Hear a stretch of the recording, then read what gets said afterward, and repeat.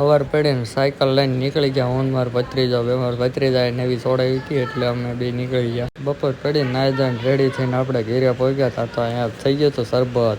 તો મહેમાન આવી ગયા ને મહેમાનને પાઈ દીધું શરબત. અને મહેમાન લાવ્યા હતા પેપ્સી. તો પછી આપણે પેપ્સી ખાધી. પેપ્સી ખાઈને આપણે નીકળી ગયા તડકાના બહાર રખડવા. પુષ્પાભાઈ અરે ડીલ કરી લાગે આ લોકોએ.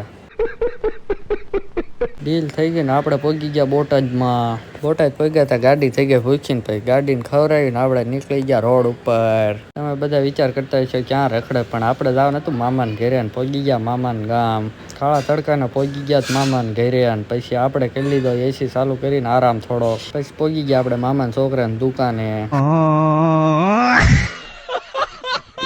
પછી આપણે નીકળી ગયા વાડી. અને આ છે આપણે મામાની વાડી. મામાનો છોકરો ખીલા હારે બથોડા ભરતો હતો જોવો.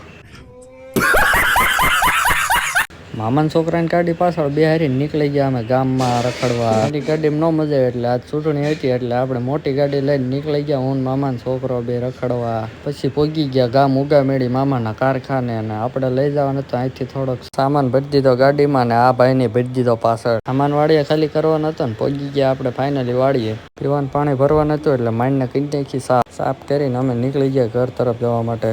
પહોંચી ગયા ઘરે. અને આજના વ્લોગમાં બસ આટલું જ છે ને આવતા વ્લોગમાં મળીએ.